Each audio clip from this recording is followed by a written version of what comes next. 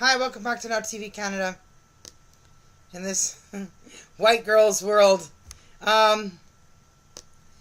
couldn't find any music to go in the background of this to make it a little bit easier for me to say it, but I couldn't find anything good enough to do it, so I'm stuck just saying it the way it is. Here's the line I wrote, the footnote. You have custody, Em. My mother has both of mine when she shouldn't have any. 40 years of welfare checks, working under the table, writing my heart out, hoping I live long enough to get my words to be heard, surrounded only in discouraging words, drowning in a country that will never care about this one girl's problems, watching the love for my oldest become more estranged because I'm not being given the time of day to speak to her my encouraging words, and giving my heart full of love for her to find the strength to figure out how to leave the hands of the abuser so I can hug her in the middle of the night in a Greyhound station without my mother looking upon us, scratching her itch without trying to hide it. What she doesn't want the love to truly guide, a way for her to understand what the monster in Grandma's head is all about.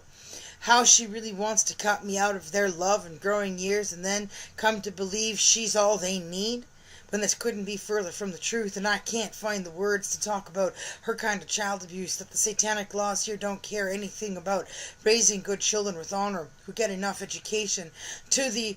be the adults they should be so they can live good lives and be around good people with love in their eyes instead of ones with darkness, deception, and dread. For my sanity's sake I fled, for I could not bear the revolting job she made clear many years ago about what she thinks her life is worth just for giving birth to me. While the fight she's having about the way she ain't getting what she wants from God without ever repenting for her deeds, because I won't show her ancestral devotion, won't put her on a pedestal she thinks is hers, because I'd rather love myself and read the words written in the Bible, knowing loving the only father I've ever had is more important than driving Grandma around in a car, piss-ass broke, because she never wants us to succeed, earn a good dollar, singing or hollering the words of a story that's true and already many years overdue, and the things she makes children do with the power of her words and actions so she can control her position of importance with her divorcement of thoughts toward God for the child she was given, full of love, intelligence, and talent, that her jealousy towards us had nothing to do with what she did wrong with her own potentials growing up,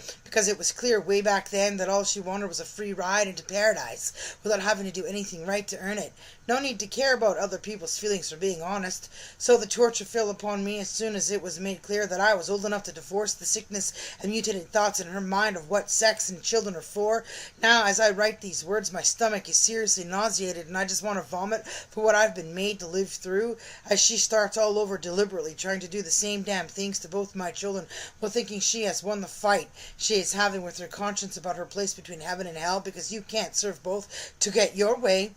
But she don't care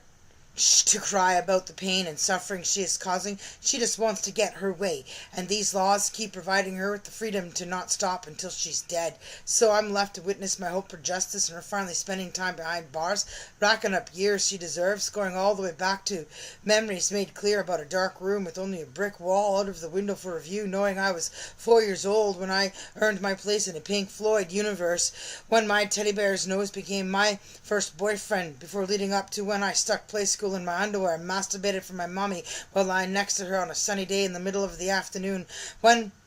we're just taking a nap, growing up in her wet dreams, losing my virginity for her like that, making her message to me clear what my job would be for her here. No one ever came and took me away from her so I could be loved by someone who didn't want to ruin my whole life to get back at her family and God for what I have truly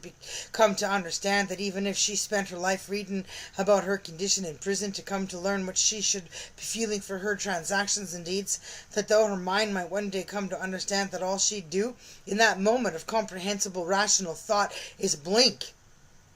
without shedding a teardrop about the message from my thoughts made clear to her in that moment of why she should be right where she is, and how long that time she serves is left up to God, because in that fucking moment she'll finally know it's true as she closes the books I sent her to read, and then turns to look out the window at the sunlight of her lost freedom, and only goes back to thinking about the very next moment and how she hasn't anything to do Well, back in reality, I wonder how long it takes for my words to the song to finally reach you, Marshall Mathers. I try and decide whether to eat again, or if I should take 2 more hydromorphone for the pain and let my body keep on crashing, so I can pass out and forget about these words I wrote, knowing where my children are without me. It's not a fucking joke, leaving me with asking just how much longer am I supposed to keep on living with hope. Yes, I did truly write that. Go ahead and have it if you can and send it back to me if anybody's heard it. If you want the lyrics, just touch with me. Peace out. Not TV Canada.